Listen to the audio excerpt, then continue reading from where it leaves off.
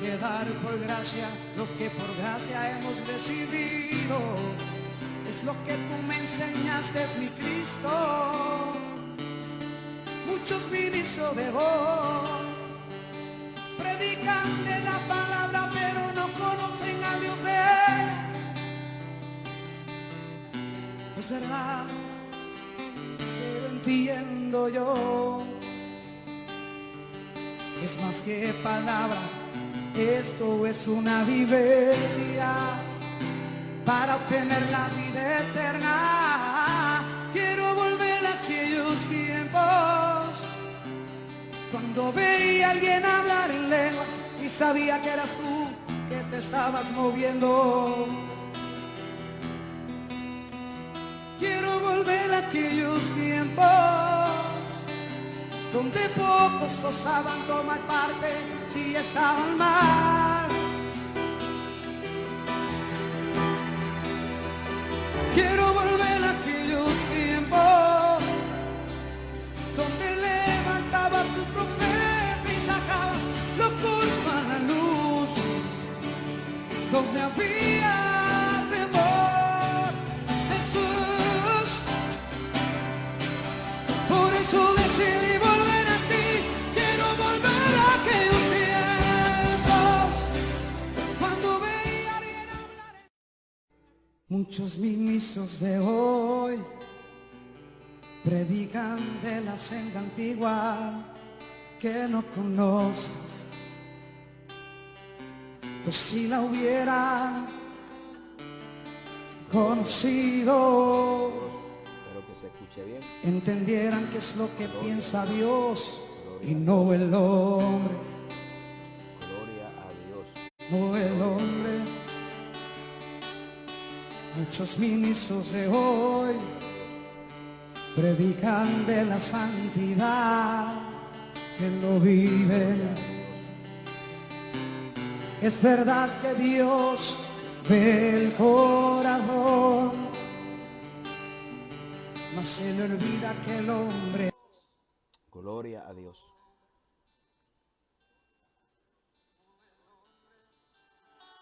Gloria a Dios. Esperando que se escuche ahí un poquito. Me dicen si se escucha o no se escucha para comenzar. Para comenzar. Gloria a Dios.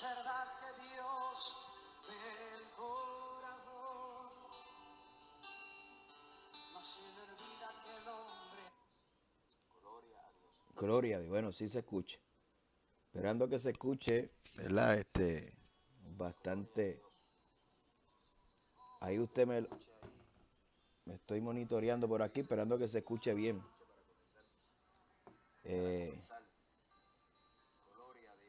Sí, bueno.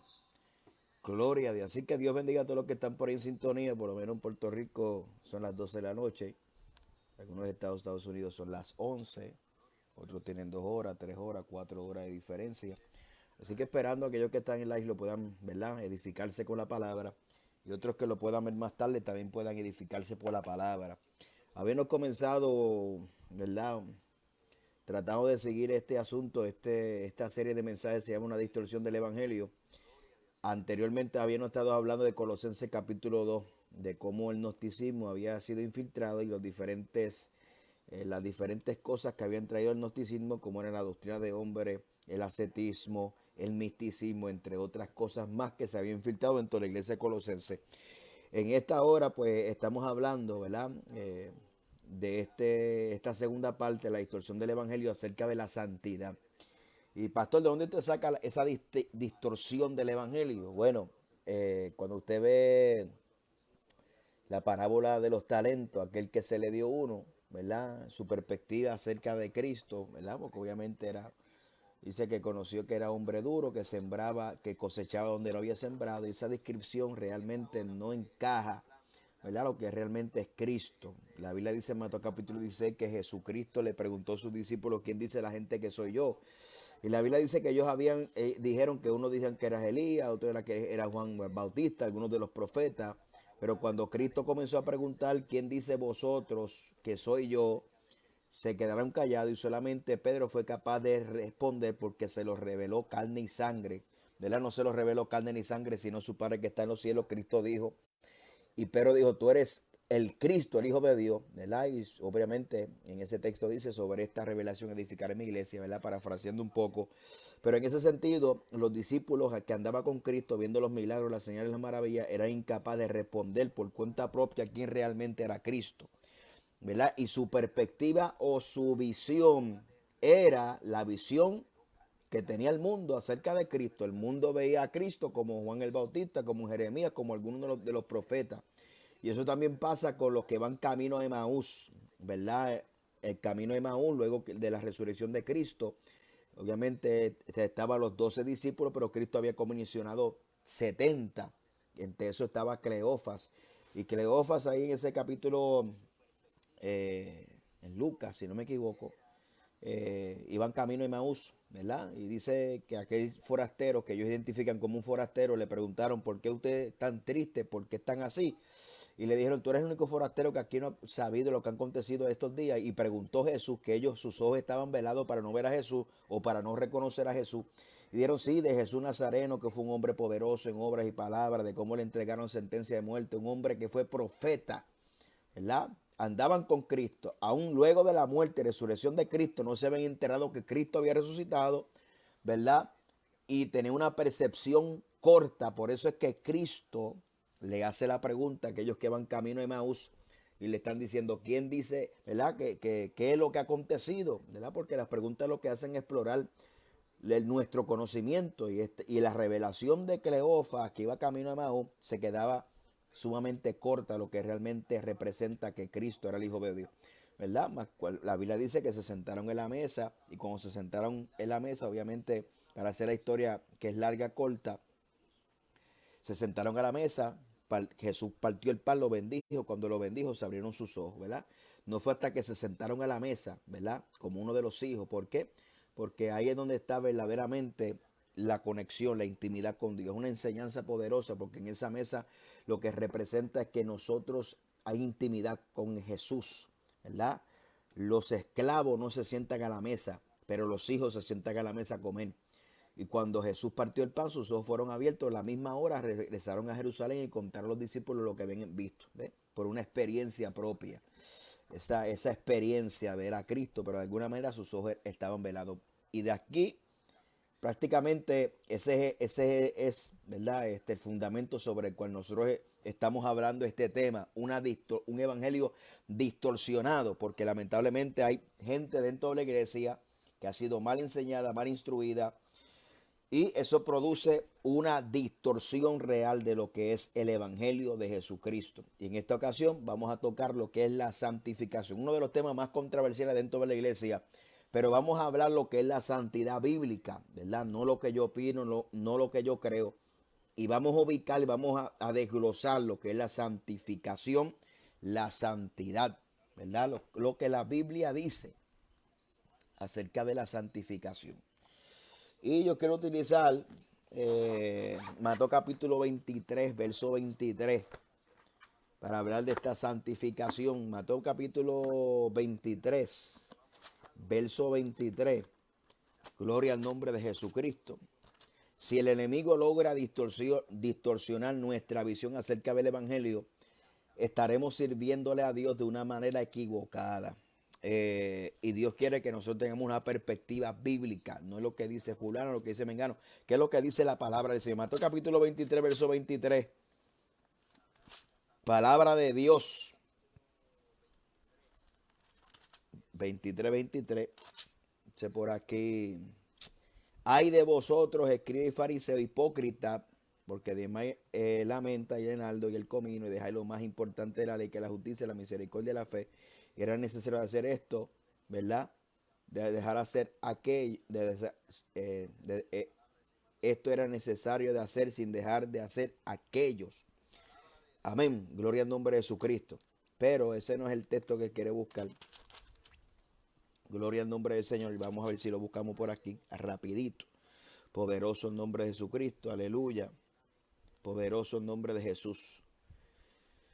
Alabado sea el nombre de Cristo.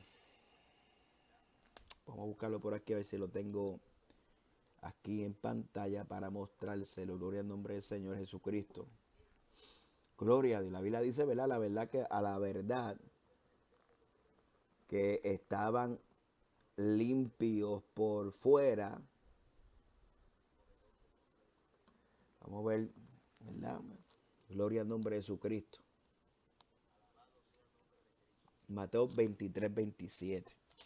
Ahora sí. Mateo 23, 27. Hay de vosotros, escribe fariseo, hipócrita, porque sois semejante a sepulcro blanqueado, que por fuera a la verdad se muestran hermosos, mas por dentro están de huesos, de muerto y toda inmundicia. Pero donde quiero llegar es el 26. Fariseo ciego, limpiad primero lo de adentro del vaso, del plato, para que también lo de afuera sea limpio. Leemos lo que dice la Biblia en Mateo 23, 26. Fariseo ciego, limpia primero lo de dentro del vaso y del plato, para que también lo de afuera seáis limpio. Hay de vosotros, escribe fariseo hipócrita, porque sois semejante a sepulcro blanqueado, que por fuera la verdad se muestran hermosos, mas por dentro están llenos de huesos, muertos y de toda inmundicia. ¿Y cómo era esa vestimenta o cómo que se mostraban lindos? Dice la Biblia que se mostraban hermosos, hermosos por fuera. Y dice, ahí mismo en el Mateo capítulo 23, verso 5, antes hacer todas obras para ser visto por los hombres, pues ensancha sus filacterias y extienden los flecos de su manto y aman los primeros asientos en la cena y las primeras sillas en la sinagoga y las salutaciones en las plazas, que los hombres nos llamen rabí. Y todos sabemos el contexto, ¿verdad? Lo que implica esto, pero me llamó la atención ese texto bíblico que del verso 23 que dice, limpia primero lo de adentro del vaso y del plato para que también lo de afuera sea limpio. Eso es muy importante. O sea, no hay duda alguna que la Biblia hay un llamado a la santificación, ¿verdad? Como lo dice en Primera de Pedro. Vamos a buscarlo por aquí, Primera de Pedro también. El primer libro del apóstol Pedro. Gloria al nombre del Señor. Poderoso el nombre de Cristo. El capítulo 1. Gloria a Dios. Capítulo 1. Verso 13 en adelante. Y el subtítulo que le pone Reina Valera 1966. Un llamamiento a una vida santa. Por tanto, ceñid los lomos de vuestro entendimiento, sed sobrio y esperar completo la gracia que os traerá cuando Jesucristo se manifieste como hijo obediente. No os conforméis a los deseos que antes teníais estando en vuestra ignorancia. Está hablando de deseos. A vuestra ignorancia, sino como aquel que os llamó es santo, sed también vosotros santos en toda vuestra manera de vivir. Porque escrito está, sed santo porque yo soy santo. Y si invocáis por Padre a aquel que sin acepción de personas juzga según las obras de cada uno, conducíos en temor en todo el tiempo de vuestra peregrinación, sabiendo que fuiste rescatados de vuestra vana manera de vivir, la cual recibiste de vuestros padres, no con cosas corruptibles como oro y como plata, sino con la sangre preciosa de Cristo, con lo de un cordero sin mancha, sin contaminación. Amén. Ahí está hablando acerca que hay un llamado a la santificación. Obviamente podemos citar también lo que dice Hebreos capítulo 12, verso 14, seguir la paz con todo y la santidad sin la cual nadie verá al Señor. Y podemos también citar lo que la palabra de Dios dice en 2 de Corintios capítulo 7, verso 1. 2 de Corintios 7, 1. Gloria al nombre del Señor. 2 de Corintios. Gloria a Dios. Corintios, alabado sea Dios. Qué bueno es el Señor. Así que vamos a leer Biblia para entonces establecer el fundamento, ¿verdad? 2 de Corintios capítulo 7 verso 1 dice la palabra de la siguiente manera. Así que, amados, pues si que tenemos tales promesas, limpiémonos de toda contaminación de carne y de espíritu, ¿verdad? De carne y de espíritu, perfeccionando la santidad en el temor del Señor. Gloria al nombre del Señor. Entonces, no hay duda alguna que la Biblia habla de hay un llamado a la santificación. Cuando nosotros hablamos, en estos días alguien me habló de la doctrina de la santificación. Y realmente la doctrina es una subdoctrina, porque las doctrinas fundamentales y son 16, aproximadamente son 16, 12 o 10. Y de ahí nacen subdoctrinas, por lo menos de la doctrina de la salvación. Podemos hablar entonces de la santificación. ¿Verdad? Cuando nosotros venimos a Cristo suceden unas cuantas cosas. Número uno, la salvación es por gracia. La Biblia dice que la salvación es por gracia para que nadie se gloríe. La Biblia dice, justificado pues por la fe tenemos paz para con Dios. Esa declaración de justicia nos hace a nosotros ser justos delante de Dios, lo que implica que es una regeneración. Cuando hablamos de salvación estamos hablando de adopción, estamos hablando de redención, estamos hablando de imputación. Se nos imputaron nuestros pecados por medio del sacrificio expiatorio de Cristo. Y cuando usted habla y tiene perspectiva, tiene claramente lo que implica la salvación, que es por gracia, que es un favor inmerecido. Y que no solamente es un favor inmerecido, sino que es la influencia de Dios en el corazón del hombre que se refleja un estilo de vida. Conocemos y entendemos que la salvación es causa y efecto. Es imposible que aquel que haya experimentado realmente la salvación, su vida permanezca igual. ¿Por qué? Porque tiene que haber frutos dignos de arrepentimiento. Número uno, cuando vemos a Zaqueo, ¿verdad? Publicano, recaudador de impuestos, que ante el público, ante los judíos, era una persona que estafaba al pueblo y no era vista con buenos ojos, porque cuando Cristo lo vio en ese árbol sicómoro, dijo, bájate porque es necesario que yo hoy pose en tu casa. La gente se escandalizaron. ¿Por qué la gente se escandalizaron? Porque era un estafador, era un publicano, era alguien que trabajaba para el imperio romano. Mas Cristo vino a posar en la persona probablemente más pecadora de aquella región. Y dice la Biblia que cuando hubo esa murmuración, Zaqueo hizo algo. Dice que devolvió 4 veces lo que había defraudado a la gente. Eso se llama fruto de arrepentimiento. Cuando hay un arrepentimiento, cuando hay una conversión, un arrepentimiento, que son parte también de lo que significa la doctrina de la salvación, ¿verdad? Arrepentimiento, cambio de mentalidad, conversión, cambio de dirección, ¿verdad? Y eso es muy importante porque hoy en día la gente son cristianos de nombre, pero el cristianismo que es imitación de Cristo, ¿verdad? Y la salvación tienen unas causas y unos efectos que producen unos frutos, unos cambios de vida evidentes. Entonces, en ese sentido, tenemos que dar por sentado y entender que la Biblia, aquel que llega, ¿verdad? Aquel que recibe la salvación por gracia de parte de Cristo, recibe el impacto, el primer impacto que recibe es ese impacto de la gracia de Dios. ¿Verdad? Conocer el mensaje central de salvación que se encuentra en Jesucristo, aquel que se dio, aquel que dice Filipenses capítulo 2, que él siendo en forma de hombre no se aferró a ser igual que hombre, sino que se despojó a sí mismo tomando forma de hombre, y estando en esa forma de hombre, ¿verdad? Se humilló hasta lo sumo, tomó forma de siervo, y esa obediencia lo llevó a una muerte de cruz. Y dice la Biblia que también Dios le exaltó hasta lo sumo, le dio un nombre que es sobre todo nombre, para que los que están en el cielo, en la tierra y aún debajo de la tierra, ¿verdad? Confiesen que Jesucristo es el Señor, y toda rodilla y toda lengua confesará que Jesucristo es el Señor, para gloria de Dios Padre. Entonces, cuando usted entiende la magnitud de esa salvación, de la gracia, de lo que le costó a Cristo, el sufrimiento del Calvario, la muerte y pasión de Cristo, la resurrección, la ascensión. Cuando usted tiene bien claro eso, usted vive una vida de agradecimiento. Por eso que la gracia no solamente la perspectiva, como se define, que es una gracia, un favor inmerecido, un regalo de Dios, sino que ese regalo, como usted entiende el regalo de salvación, se produce un cambio interno. ¿Por qué? Y siempre utilizo este ejemplo. Es como si usted viviera huérfano debajo de un puente, viene alguien, le compra casa, le compra zapatos, le compra carro, le compra de todo, lo pone como un rey y lo pone a vivir. Entonces, ¿cuál es la actitud de usted a esa persona que usted, sin conocerlo, ¿verdad? Como dice Juan, que en esto consiste el amor de Dios, no en que yo le haya amado al primero, sino que el primero me amó a mí.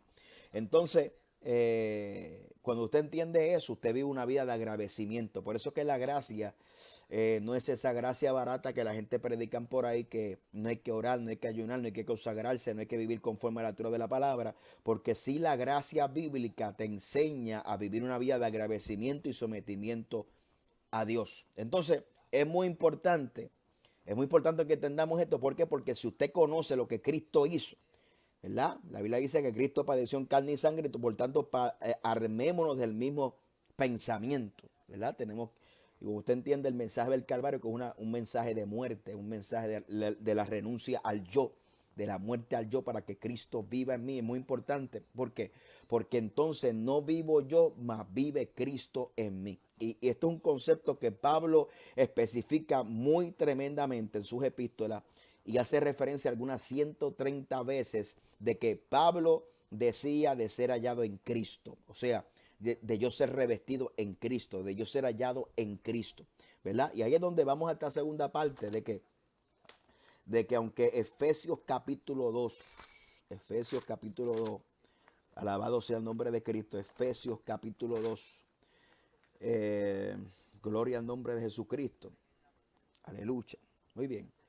Vamos a leer los salvos por gracia, Efesios capítulo 2. Y Él os dio vida a vosotros cuando estábamos muertos en nuestros delitos y pecados, en el cual anduviste en otro tiempo, siguiendo el corriente de este mundo, conforme al príncipe de la potestad del aire y el espíritu que ahora opera en los hijos de desobediencia, entre los cuales también todos nosotros vivimos en otro tiempo en los deseos de nuestra carne, haciendo la voluntad de la carne y de los pensamientos, éramos por naturaleza hijos de ira, lo mismo que los demás.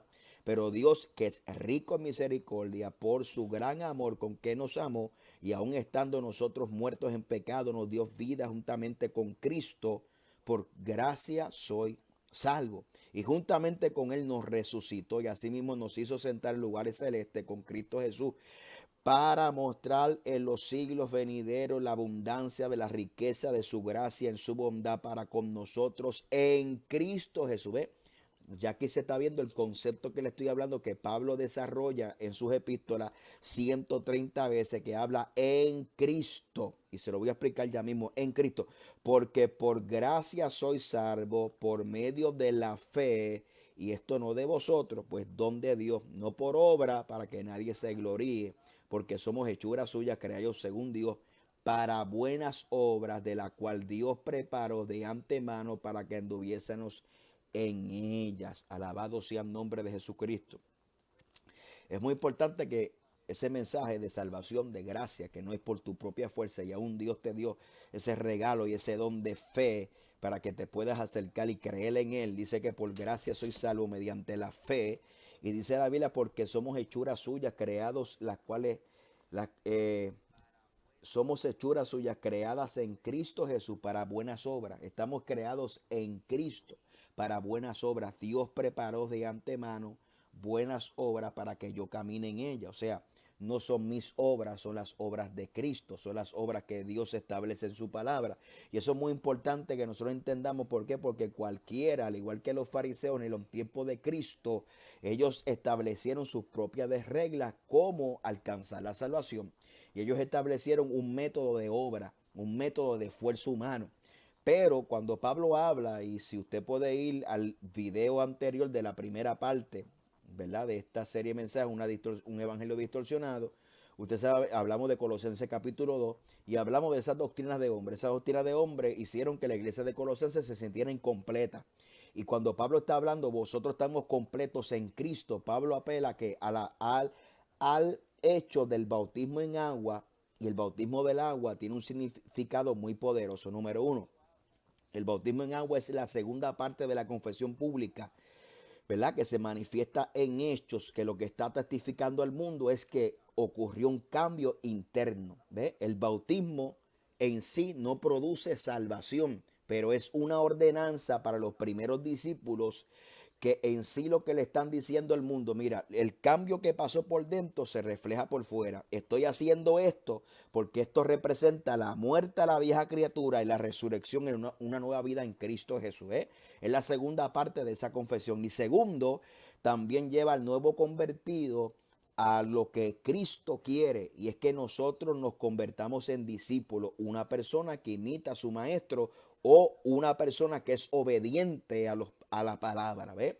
Por eso que el primer paso para aquel que se convierte es el bautismo en agua, porque es es el primer signo de obediencia, ¿verdad?, que está dando esa persona que se convirtió, que se arrepintió. Es uno de los primeros mandatos, ¿verdad? Y lo que representa es que, mira, me convertí, me arrepentí, ¿verdad?, porque estoy obedeciendo el primer mandato de Cristo para mi vida, que soy un recién convertido, un recién nacido, o como dice la Biblia en 2 Corintios capítulo 5, verso 17, una nueva criatura. Esa es la primera obra en Cristo que me da indicio que una persona se ha arrepentido verdaderamente, es el bautismo en agua, ¿verdad? Entonces Pablo está hablando en Colosenses acerca del bautismo, que por medio de la fe hemos muerto y resucitado una nueva vida en Cristo, como Pablo dice aquí en Efesios capítulo 2, que estamos sentados con Cristo en los lugares celestes. Y también Cristo apela que lo que Cristo hizo en la cruz del Calvario. Dice que Él exhibió públicamente a los principados y potestades triunfando sobre ellos porque había un acta de decreto que nos eran contraria. Y Cristo la clavó en la cruz del Calvario. O sea, toda acta que era de acusación en contra de nuestra vida fue clavada en la cruz del Calvario. Cristo venció sobre ella, ¿verdad? Cristo venció para darnos vida en abundancia. Y como dice Juan, para esto vino Cristo, para deshacer las obras del diablo en nosotros, ¿verdad? Entonces ese pecado ya no se apodera de nosotros, ese deseo de pecar porque estamos en Cristo y ahora nos parecemos a Cristo, deseo de agradar a Dios por medio de la obediencia a su palabra, ¿verdad? Entonces eso es muy importante que lo podamos entender. Entonces, ¿dónde es que entra entonces, pastor, la santificación? Muy importante. ¿Por qué?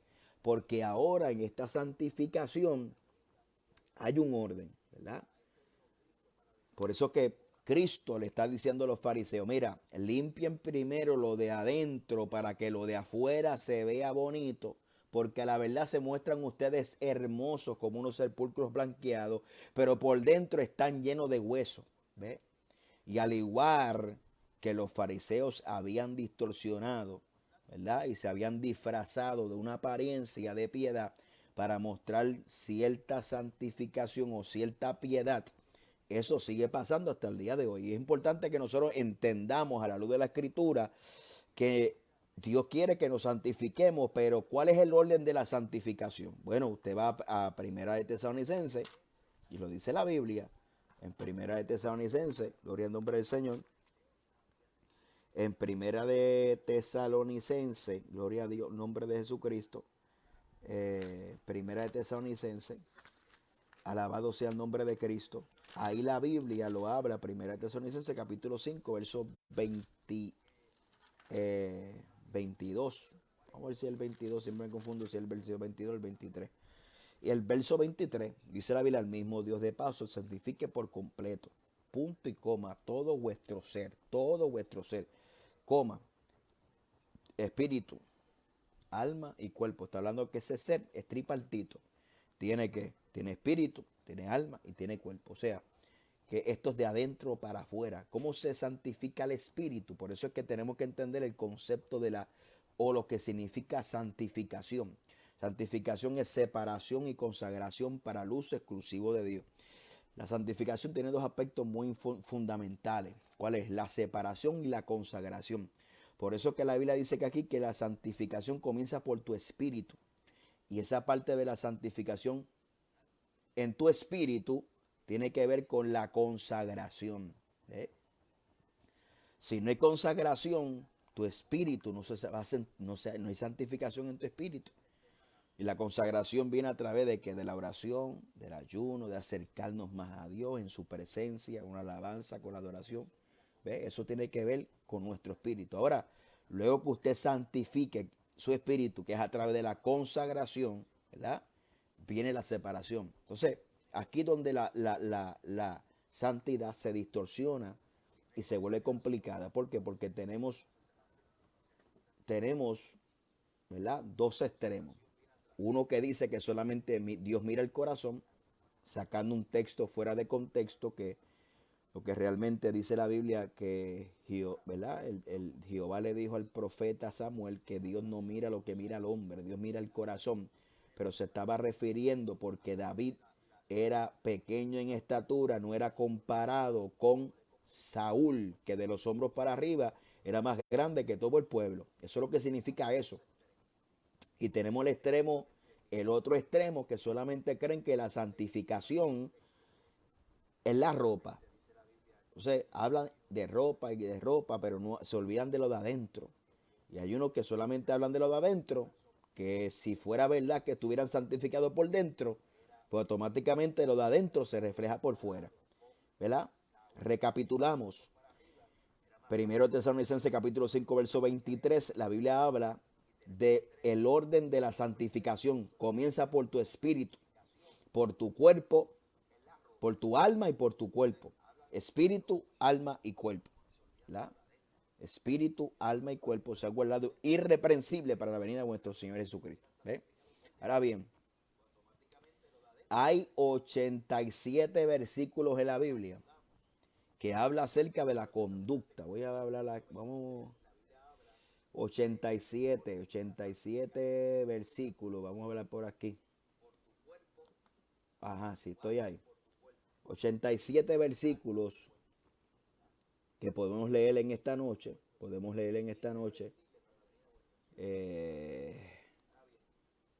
Gloria al nombre de Jesucristo. Gloria al nombre del Señor Jesucristo. Y vamos a leerlo aquí, porque yo lo tengo aquí. Gloria al nombre de Jesús. Romanos capítulo 12, verso 2. No conforme a este siglo, sino transformado por medio de la renovación de vuestro entendimiento, para que compruebe cuál sea la buena voluntad de agradable y perfecta. ¿Verdad? La Biblia conformáis viene de la transliteración de esquema, de un esquema. Dar la misma figura o apariencia conforme a lo que se usa en voz pausiva. Este verbo tiene que ver con referencia más específica a aquello que es transitorio, inmutable, inestable. Está hablando conforméis, es un esquema, es una figura, es una apariencia. Está hablando ahí de algo externo, ¿verdad? Sino que nos renovemos. Esa palabra renovación tiene que ver con el ajuste de la visión moral, espiritual, del pensamiento de la mente de Dios, que tiene como propósito llevar a cabo un efecto transformador de la vida. Y este no es el tema, porque bueno, sí estamos hablando del tema, pero sí, no quiero profundizar mucho en eso porque nos vamos a amanecer. Simplemente quiero mostrarles los 87 versículos que hablan acerca de esa transformación, esa santificación, esa consagración y separación que se debe mostrar en nuestra manera de vivir. Recuérdese, yo creo en una sola santidad, ¿verdad? Yo creo que el problema es que nosotros hemos dividido la santidad, problema interno o externo. Y la Biblia no la divide, la Biblia habla que usted es un ser que tiene alma, cuerpo y espíritu. Y que Cristo le dijo a los fariseos que limpiaran primero lo de adentro para que lo de afuera también sea limpio. Pero realmente la santidad es integral. Cuando hay una santidad interna se refleja por fuera. Ahora vamos a verlo. Y esa santificación es una separación, una consagración que se refleja en un estilo de vida. Ahora, Pablo tiene que estar escribiendo, y escribió aproximadamente, y Pedro como 87 versículos. Gloria al nombre del Señor. Por lo menos aquí este versículo, este tema que habla aquí es del deber como cristiano. El deber. Vamos a ver cuál es el deber de esa santificación que reflejamos el carácter y la conducta de Cristo. Porque la renovación de nuestro entendimiento tiene que ver con una renovación moral, espiritual, una perspectiva, ver las cosas como Dios las ve. Ahora el verso 3 dice, vamos a ver si lo agrandamos aquí. Lo agrandamos aquí para que usted lo pueda ver. Esperando que... Gloria al nombre de Jesucristo. Ahora, vamos a ver el verso 3. Digo pues, por la gracia que me es dada a cada uno de vosotros, no tenga más alto concepto del que sí debe tener, sino que piense así con cordura, no conforme a la medida de fe que Dios le repartió a cada uno. O sea, habla de la altivez. El amor sea sin fingimiento, aborrecer lo malo, seguir lo bueno, amados los unos a los otros con amor fraternal, en cuanto a la honra, prefiriendo unos a otros, en lo que se requiere diligencia, no perezoso, ferviente en el espíritu, sirviendo al Señor, gozado en la esperanza, sufrido en la tribulación, constante en la oración, compartiendo para todas las necesidades, compartiendo para las necesidades de los santos, practicando la hospitalidad, bendecir a los que persiguen, bendecir y no maldigáis, gozado con los que se gozan, llorar con los que lloran, unánimes entre vosotros, no altivos, sino asociándonos con los humildes. No seas sabio en vuestra propia opinión, no apaguéis al espíritu, no apaguéis a nadie mal por mal, procurar lo bueno delante de los hombres. Si es posible, en cuanto depende de vosotros, estar en paz con los hombres. No os venguéis vosotros mismos, amados míos, sino dejar lugar a la ira de Dios, porque Cristo está en mí, a la venganza yo pagaré, dice el Señor.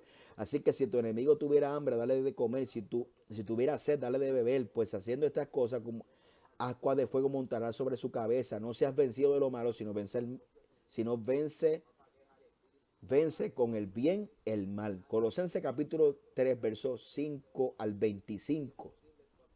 Y está hablando de la vida antigua y la vida nueva. Escúcheme bien, porque estamos hablando de la santificación bíblica, de lo que dice la Biblia.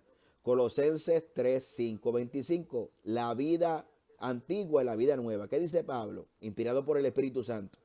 Haced pues morir vosotros lo terrenal en vosotros. ¿Qué es lo terrenal? Fornicación, impureza, pasiones desordenadas, malos deseos, avaricia, idolatría, cosas por las cuales la ira de Dios viene sobre los hijos de desobediencia, en los cuales vosotros anduviste en otro tiempo cuando vivíais en ella.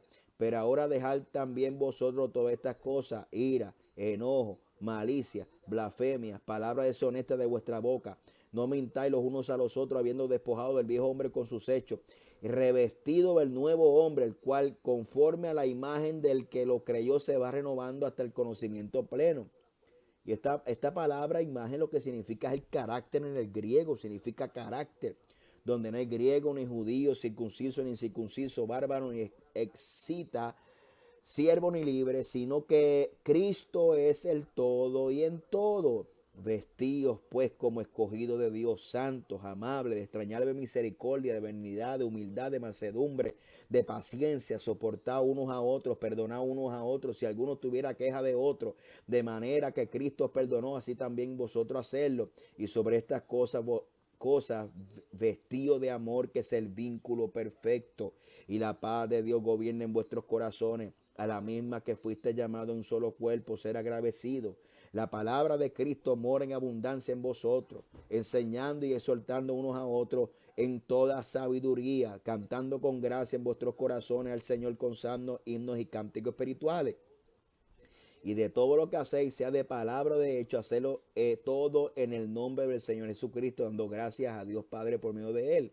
Aquí habla de los deberes sociales de la nueva vida. Escuche bien, deberes sociales de la nueva vida. Casado, está sujeta a vuestros maridos como conviene el Señor.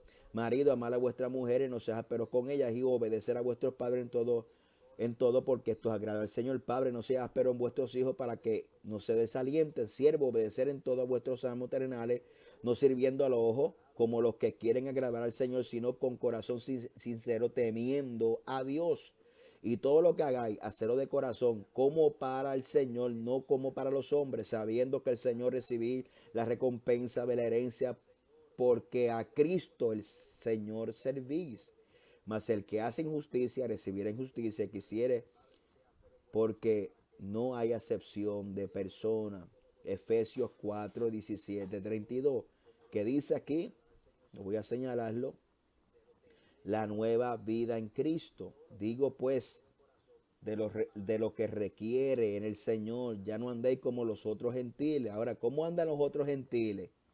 Que andan en la vanidad de su mente, teniendo el entendimiento entenebrecido, ajenos de la vida por ignorancia que hay por la dureza de su corazón, a los cuales después perdieron toda sensibilidad, se entregaron a la lascivia para cometer con avidez toda clase de impureza. Mas vosotros no habéis aprendido así de Cristo, si en verdad le habéis oído y habéis sido por él enseñado conforme a la verdad que está en Jesús. Mira dónde está la verdad. La verdad está en Jesús. En cuanto a nuestra pasada manera de vivir, despojado del viejo hombre que está viciado conforme a los deseos engañosos, y renovados en el espíritu de vuestra mente, y vestido del nuevo hombre creado según Dios en la justicia y santidad de verdad. Por lo cual, desechando la mentira, habla verdad cada uno a su prójimo, porque somos miembros los unos de los otros. Airaos, pero no pequéis, no se ponga sobre vuestro enojo, ni dé lugar al diablo. El que hurta, no hurte más, sino que trabaje haciendo con sus manos lo que es bueno, para que tenga que compartir con los que tienen necesidad. Ninguna palabra corrompida salga de vuestra boca, sino la que sea buena para la necesaria edificación, a fin de agradar a los oyentes. No contristéis al Espíritu Santo de Dios, con el cual fuiste sellado para el día de la redención. Quítese de vosotros toda amargura, enojo, gritería, maledicencia, toda malicia. Antes bien ser venidos unos con otros, misericordiosos, perdonando unos a otros como Dios también os perdonó a vosotros en Cristo. Ahora, estoy leyendo 87 versículos que a muchos los aburre. Ese es el problema, que la Biblia nos aburre. Tito 2:1-13. Pero habla lo que está de acuerdo a la sana doctrina. ¿Qué es lo que es la sana doctrina?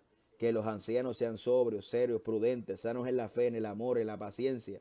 Los ancianos así mismo sean reverentes en su porte, no calumniadores, no esclavos del vino, maestros del bien, que enseñen a las mujeres jóvenes a amar a sus maridos y a sus hijos, que sean prudentes, castas, cuidadosas de su casa, sujetas a su marido, para que la palabra de Dios no sea blasfemada. Exhorta asimismo a los jóvenes que sean prudentes. Preséntate tú como ejemplo de buenas obras, enseñando, mostrando integridad, seriedad, palabra sana e irreprochable, de modo de que el adversario se avergüence y no tenga nada malo de decir que vosotros. Exhorta a los siervos que se sujeten a sus amos, que aguarden en todo, que no sean respondones, no defraudando, sino mostrando fieles en todo, para que miren lo que dice aquí, para que adornen la doctrina de vuestro Salvador. O sea, tu conducta adorna la doctrina de Cristo, porque la gracia de Dios se manifiesta para salvación a todos los hombres, enseñando que renuncien a la impiedad, a los deseos mundanos. Vivamos en este siglo justa, sobria, justa, piadosamente, guardando la bienaventuranza y la manifestación gloriosa de nuestro gran Dios y Salvador Jesucristo. 87 versículos le leí acerca de esa santificación que tiene que ver con la conducta, que tiene que ver cómo nos conducimos, ¿verdad? Cómo nos conducimos en la vida, ¿verdad? Que refleja el carácter de Cristo. En repetidas ocasiones el apóstol Pablo decía, perdona los unos a otros, ámense los unos a los otros, ámense, vivan en este siglo justa, sobria, manera de vivir, prudencia, renuncien a los deseos mundanos, no vivan en las vanidades. ¿Ve? Ahora, ¿dónde es que yo quiero llegar? Cuando usted vive eso, se refleja en esto. En esto se refleja, ¿verdad? Primera Timoteo 2:9, que habla que la mujer se ata bien con ropa decorosa, con pudor y modestia. ¿Ve? Vamos a hablar aquí de este versículo bíblico. Gloria al nombre del Señor. En este versículo, Primera Timoteo capítulo 2, verso 9. Asimismo que las mujeres se ata bien de ropa decorosa, con pudor y modestia, no con peinado ostentoso, ni con oro, ni con piedras preciosas, ni vestidos costosos, sino con buenas obras, como corresponden a las mujeres que profesan la piedad. Las mujeres, ¿verdad? Como mujeres que confiesan la piedad. Y Primera de Pedro capítulo 3, verso 1. El tema es deberes conyugales. Asimismo, vosotras mujeres, estad sujetas a vuestros maridos, para que también las que no crean en la palabra de Dios sean ganadas sin palabra por la conducta de sus esposas. Considerad vuestra conducta castas y respetuosas. Vuestros atavíos no sean el externo de peinados ostentosos, de adornos de oro o vestidos lujosos, sino el interno y el del corazón incorruptible, ornato de un espíritu afable y apacible, que es de gran estima delante de Dios. Porque así se atavían en otro tiempo aquellas mujeres santas, esperando en Dios, estando sujetas a su marido. Muy importante eso. Ahora, ¿dónde les quiero llevar? ¿Dónde les quiero llevar? Punto número 1 de los 87 versículos que le acabo de leer, y de estos 2 versículos que hablan del decoro, pudor y modestia. Vamos a ver. Vamos a definir lo que es decoro. Es honor, respeto, pureza, recato, honestidad, honra, estimación, dignidad, seriedad. ¿Qué es pudor? Vergüenza de exhibir el cuerpo desnudo, de ser objeto en cualquier forma de interés sexual. Modestia, calidad de falta, dice, calidad de falta humildad, falta de engreimiento o de vanidad. Aquí tengo, ¿verdad? Casto, que significa puro, significa limpieza también. Ahora bien, hay 87 versículos que hablan acerca de la conducta del hombre, de la conducta de la nueva vida en Cristo. Y hay 2 versículos que hablan acerca de la vestimenta. Y hay un problema, porque yo creo que el decoro, el pudor y la modestia es el reflejo de lo que dice la Biblia. En el contexto de Primera de Pedro, capítulo 3, está hablando aquí de los deberes conyugales. Y básicamente el vestido y el atavío, ¿verdad? Que no es de peinados ostentosos, de adorno, de vestido lujoso. Lo que está hablando es de una mujer que es sometida a su marido, ¿verdad? En ese contexto es que está hablando Pedro, el apóstol Pedro, inspirado por el Espíritu Santo, estos versículos que está hablando acerca de que la mujer que está sujeta a sus maridos, que es una que tiene una conducta casta y respetuosa, tiene un atavío que no es del externo, sino que es del interno. Eso para empezar por ahí. Entonces, aquí damos el primer punto, que muchas veces hablamos de sinónimo, que la ropa da santidad. La ropa no puede dar santidad, porque estamos hablando de algo espiritual, ¿verdad? La ropa lo que te da es decoro, pudor y modestia. Y de acuerdo a Primera de Pedro capítulo 3, Pedro está diciendo que esa ausencia de vanidad externa y que y usted se adorne internamente es una señal de una mujer sometida a su marido. Eso es lo que dice la Biblia. Entonces nosotros, escuche bien lo que le voy a decir algo, porque aquí es donde se le cae la teoría y aquí es donde la distorsión del evangelio llega. Estamos bajo el tema, una distorsión al evangelio, estamos hablando del tema de la santidad. Entonces a veces presentamos la santidad, pero una santidad fariseica. Que entre más larga tenían los flecos los fariseos, más santidad mostraban. Más sin embargo, Cristo le dijo que estaban sucios por dentro. Y que prácticamente esas ropas largas, lo que prácticamente era un disfraz para esconder lo que realmente llevaban por dentro, ¿verdad? Yo creo que la Biblia habla de decoro, pudor y modestia, pero que muchas veces creemos que eso es exclusivo, ¿verdad? Que eso es exclusivo de las iglesias de sana doctrina y que ese es el sello distintivo.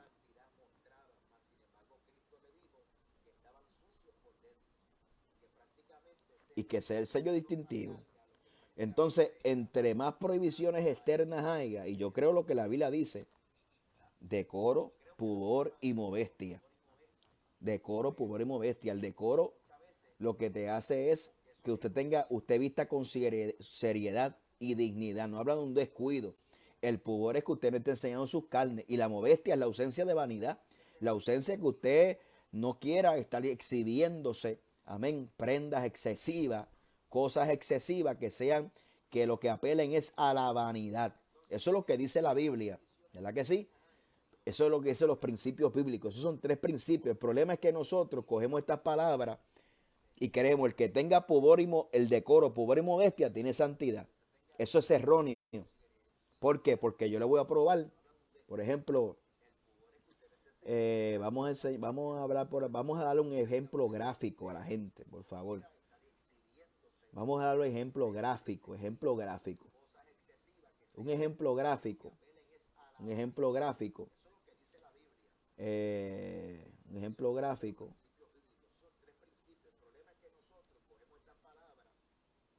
ejemplo gráfico, ¿por qué? Porque podemos hablar, no tengo aquí el dibujo, pero se lo voy a explicar en palabras. Las monjas tienen una falda que la arrastran, tienen decoro, poder y modestia porque no se le ve ni el dedo gordo del pie. Ahora, pero eso no significa que están en santidad, ¿verdad? No es santidad.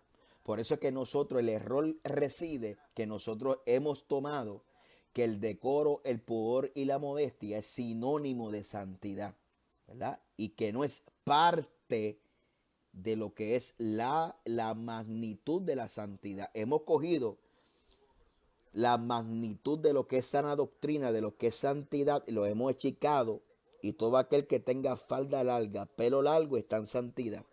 Pero es que las monjas tienen pelo largo y falda larga y no están en santidad. Y hemos convertido, y los musulmanes también, como dice ahí Brenda, y los musulmanes, y le voy a poner un video de un predicador, o mejor dicho, un imán, que es el equivalente a un pastor evangélico. Un imán es un pastor, ¿verdad? En esas mezquitas, ¿verdad? Por eso es que los fariseos, Cristo los mira y le dice, limpien primero lo de adentro, para que en verdad lo de afuera sea limpio. Ahora vamos a ver, porque vamos a explicar por la Biblia qué es esa santificación del cuerpo. El contexto de la santificación del cuerpo tiene que ver con lo que dice la Biblia. Y se lo voy a buscar y lo vamos a leer juntos. Aleluya. Vamos a ver lo que dice la palabra aquí, que habla de la contaminación del cuerpo. ¿Qué dice la Biblia de la contaminación del cuerpo? Habla de esto. Glorificar a Dios en vuestros cuerpos. Ahora, ¿cómo glorificamos a Dios en nuestros cuerpos? Todas las cosas me son lícitas, mas no todas me convienen. Todas las cosas me son lícitas, mas yo no me dejo dominar de ninguna. Las vanidades para el vientre es para las viandas, pero tampoco al uno como a las otras destruirá a Dios. Pero el cuerpo no es para la fornicación, sino para el servicio del Señor, y para el Señor el cuerpo. Dios que le levantó al Señor, también nosotros nos levantaremos con su poder. ¿No sabéis que vuestros cuerpos son miembros de Cristo? Quita pues los miembros de Cristo y los haré miembros de una ramera. De ninguna manera. ¿Os no sabéis que el que se une con una ramera en su cuerpo con ella, porque eso dice, los dos serán una sola carne? Pero el que se une al Señor con un espíritu con él es huir de la fornicación.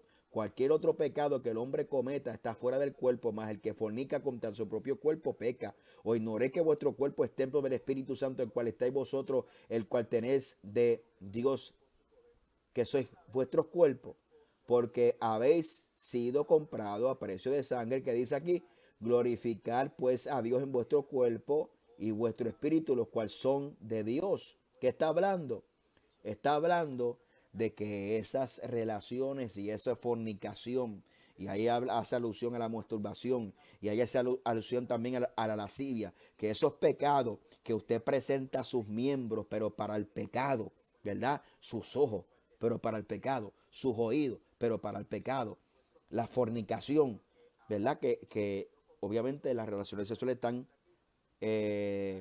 bíblicamente para el matrimonio, pero cuando se lleva fuera del contexto es pecado. Eso es lo que dice la Biblia. Entonces, en ese concepto, la Biblia habla de la santificación de vuestros cuerpos, que usted no presente sus miembros para el pecado, para hacer cosas fuera de la voluntad de Dios.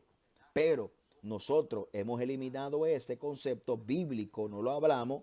Entonces cogemos el decoro, pudor y modestia y lo hacemos sinónimo de santificación. Y no es bíblicamente, no es así. Yo no estoy hablando en contra del decoro, pudor y modestia. Pero ¿qué es el decoro, pudor y modestia? Decoro, pudor y modestia es eso mismo, decoro, pudor y modestia. Así se atavían las mujeres, ¿verdad? Así se atavían aquellas santas mujeres, ¿verdad? Porque lo que es santificación se refleja de esa manera. Una conducta de vida se refleja de esa manera. ¿Ves? Entonces el problema es que nosotros presentamos ciertos extremos como si fuera el sello distintivo. Y no es así. El sello distintivo es los frutos, es la conducta, cómo usted se conduce en el mundo, cómo usted se conduce en la familia, cómo usted se conduce con su esposa, cómo usted se conduce con sus hijos. Mire lo que dice mire, entonces, le voy a probar aquí, con este video que usted va a ver, que no es exclusivo lo que mucha gente pretende proyectar, que es exclusivo de los, ¿verdad? Que es santidad. Ahora vamos a presentar este video y escúchelo con detenimiento. Te dice Allah Azza wa Jal en el Corán otra vez. En la misma. no os acicaléis como lo hacían las mujeres de la época de Jahiliya, del paganismo. No te arregles tanto, no te exhibas tanto en la calle como hacían las mujeres de Jahiliya. ¿Quién lo dice esto? Allah. En la sura Nur, Allah Azza wa Jal te dice, y di a las mujeres musulmanas creyentes que bajen sus miradas y que guarden sus bellezas o atractivos y no muestren más adornos, aquí viene, excepto los que están a la vista, que cubran sus pechos con sus velos. Lo dice claro, que cubran sus pechos con sus velos, el jimar. ¿Qué significa el jimar? Es el pañuelo que te llega, inshallah, por debajo de tus pechos, por tu cintura, hermanas que se ponen una capa larga. Esta es la vestimenta de la mujer musulmana. ¿Por qué? Porque si una mujer musulmana se pone el hijab, mashallah, se pone su hijab, pero luego se pone un pantalón vaquero apretado, una chaqueta que se le nota todo el cuerpo, unos zapatos de tacón de aguja, se maquilla, se perfuma y sale a la calle, ¿esto es normal? No, esto va en contra de lo que significa la palabra hijab. Por eso te decimos, querida, honorable y estimada hermana, que Allah te está diciendo, oh sierva mía, observa el hijab, viste de una forma decorosa, recatada, como una mujer que teme Allah subhanahu wa ta'ala. No te pongas zapatos de tacón, esto es haram. Hermana, te pido por Allah que cuando salgas a la calle no te eches perfume. ¿Una mujer musulmana puede perfumarse para salir a la calle? Porque está prohibido. ¿El dalil cuál es? Es un hadith que está transmitido por el imam Ahmad, rahimahullah ta'ala. Dijo el profeta Muhammad, alayhi salatu wassalam, toda mujer que se perfume y sale de su casa paseándose delante de los hombres que huelen su perfume, esta mujer es una fornicadora. Y cada mirada que la mire es una fornicación, zina. Eso lo dijo el profeta, alayhi salatu wassalam. Querida hermana, no te depiles las cejas, inshallah. ¿Está permitido que una mujer se depile las cejas? Juro por Allah que no está permitido. ¿Por qué? Porque el dalil está en hadith en Bukhari y Muslim. Dijo el profeta, alayhi salatu wassalam, es muy fuerte este hadith, wallah. Dijo el profeta, alayhi salatu wassalam, que Allah maldiga a las mujeres que se hacen tatuajes y a las que hacen los tatuajes, a las mujeres que se depilan las cejas. Entonces, vamos a dejarlo hasta ahí. Vamos a dejarlo hasta ahí. ¿Cuál es el ejemplo que yo quiero traer? Que si usted cree que el sello distintivo es no usar tacones, como dice él, que no se use perfume porque es pecado, pues entonces el sello distintivo no es ese. El sello distintivo de los que sirven al Señor es algo donde el mundo no puede, donde el concepto ni la religión del mundo puede llegar. Es la transformación de tu espíritu, ¿verdad? Para que se refleje por fuera. Entonces, ellos a la verdad, y lamentablemente este concepto, ¿verdad? Este concepto de santificación, que solamente se predica lo de afuera, y por otro lado tenemos un concepto de santificación que solamente Dios mira el corazón, es un concepto totalmente errado y no bíblico. ¿Por qué? Porque la santificación, la Biblia dice en 2 de Corintios capítulo 7 verso 1, ¿verdad? La Biblia dice que crezcamos en la santificación en el temor de Dios. O sea, que cuando nosotros nos crecemos o nos perfeccionamos en la santidad en el temor de Dios, esa perfección significa madurar, crecer, acercarnos a Dios en separación y consagración para el uso exclusivo de Dios. Pero es a través del temor a Dios. ¿Y qué es el temor a Dios? El temor a Dios es el principio de la sabiduría.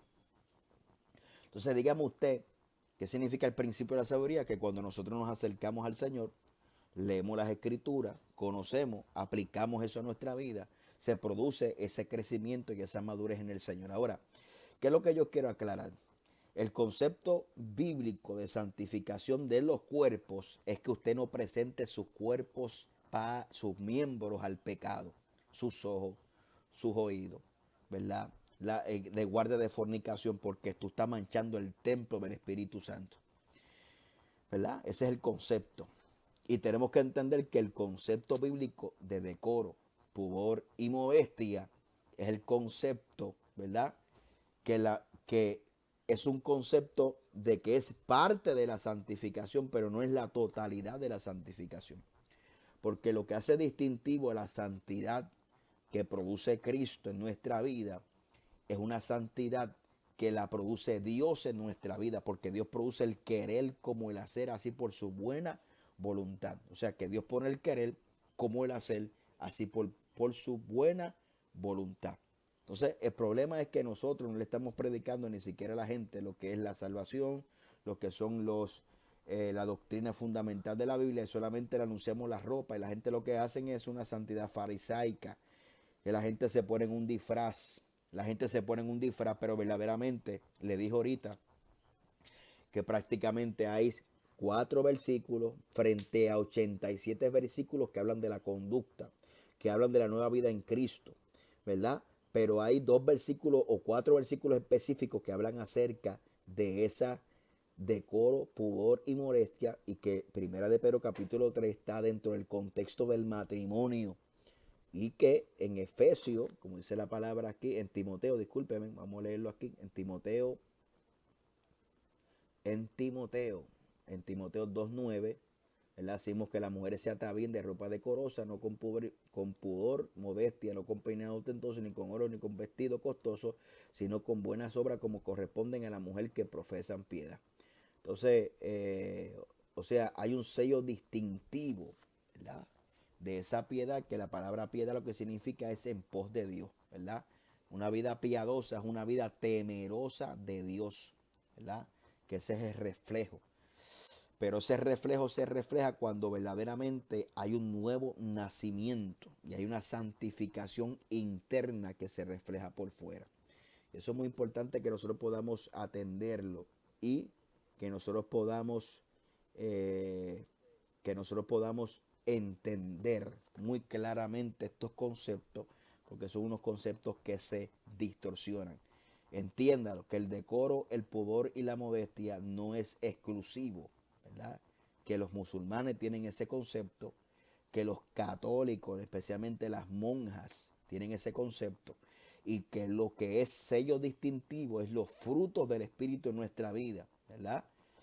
Esa conducta de vida que agrada a Dios y una vida en pos de Dios, ¿verdad? Ese es el sello distintivo, que muchas veces exaltamos mucho lo de afuera, obviamente entendiendo que aquellos que no creen en la santidad externa la han atacado demasiada, la enseñamos, la predicamos, la defendemos, pero muchas veces el énfasis lo que produce es que dentro del grupo se produzcan personas que solamente tengan un disfraz, creyendo que la ropa da santidad, y lo que da santidad es la vivencia de la palabra en una nueva vida en Cristo, ¿verdad? Como dice la palabra en discúlpeme, en 1 Tesalonicenses capítulo 5 verso 23.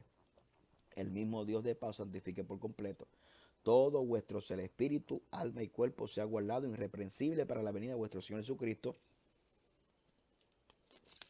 Y que el concepto de la santidad en nuestros cuerpos es que nuestros miembros no sean presentados para el pecado, nuestras manos, nuestros ojos, nuestros oídos, la fornicación, las relaciones sexuales fuera del matrimonio, ¿verdad?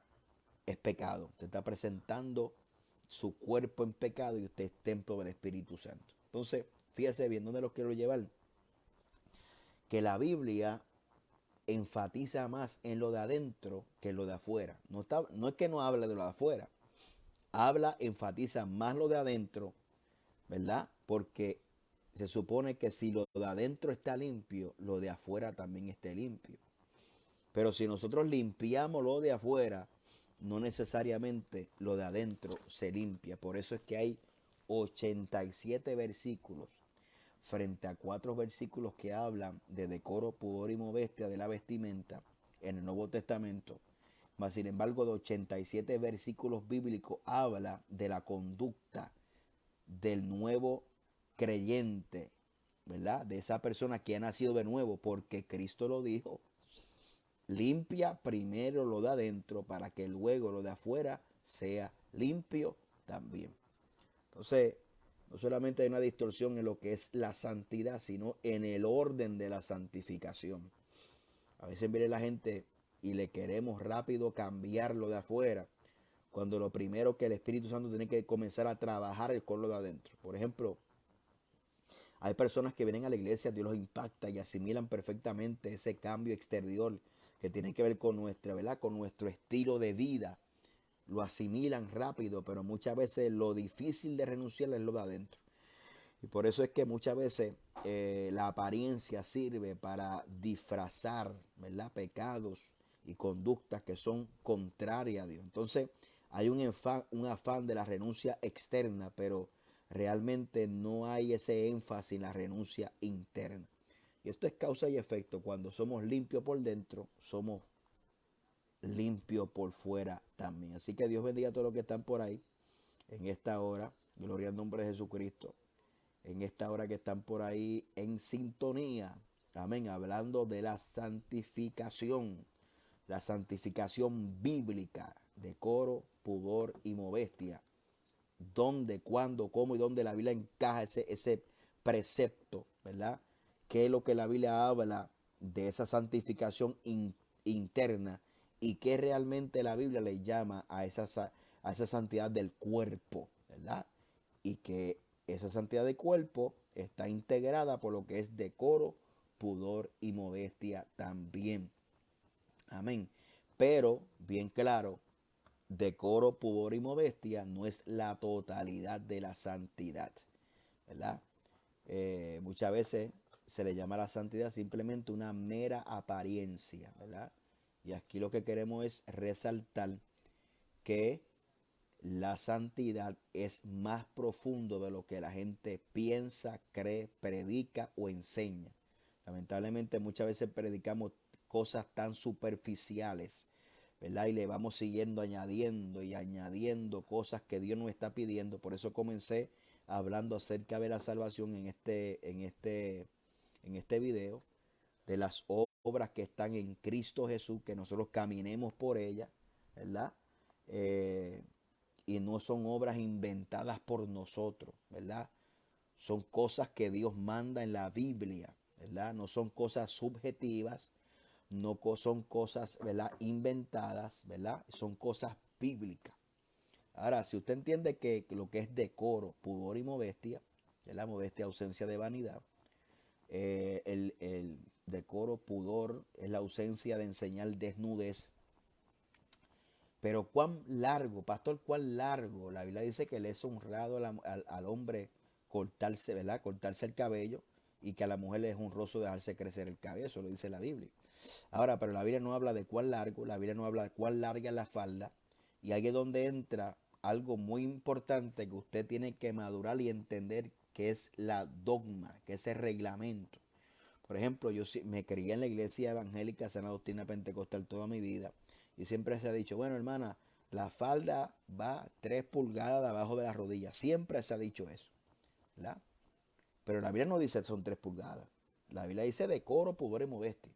Y ahí es donde tenemos que entender que entra la dogmática, que entra lo que es el reglamento, ¿verdad? ¿Y qué es una dogma? Una dogma es una opinión correcta.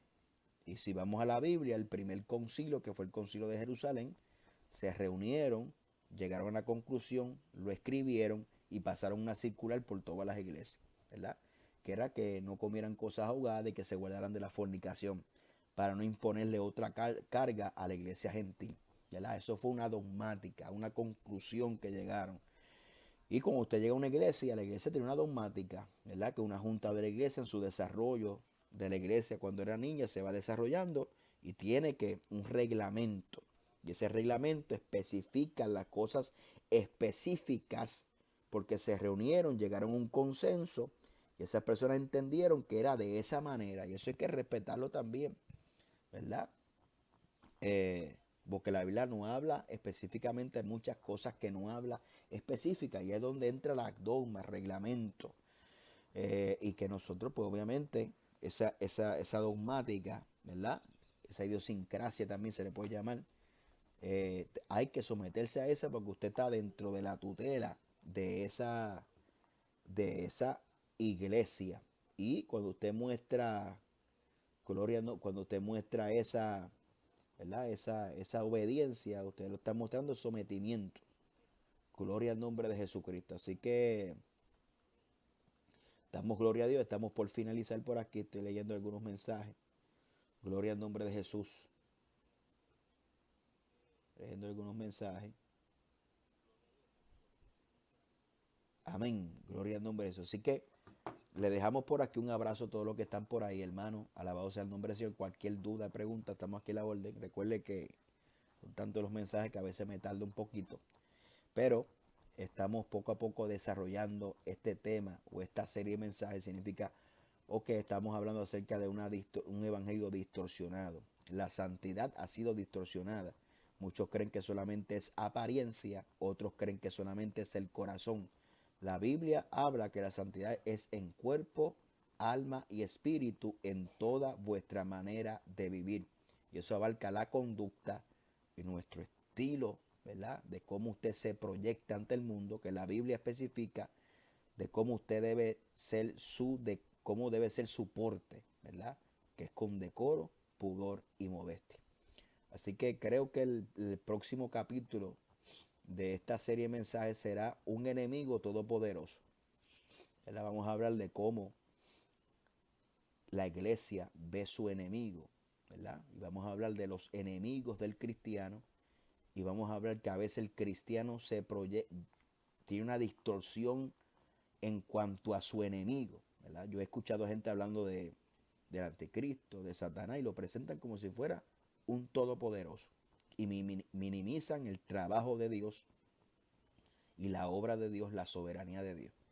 Pero vamos a ponerlo en perspectiva el próximo capítulo, que será la parte 3, ¿verdad? Ahí cuando tengamos tiempo, lo vamos a hacer para la gloria de Dios, esperando que todos hayan sido edificados por la palabra. Así que el Señor me le bendiga, un abrazo para todos, que la gracia y la paz de Dios sea con cada uno de ustedes hacia adelante, hermano, ¿verdad? Nutriéndonos con la palabra del Señor. Así que Dios le bendiga.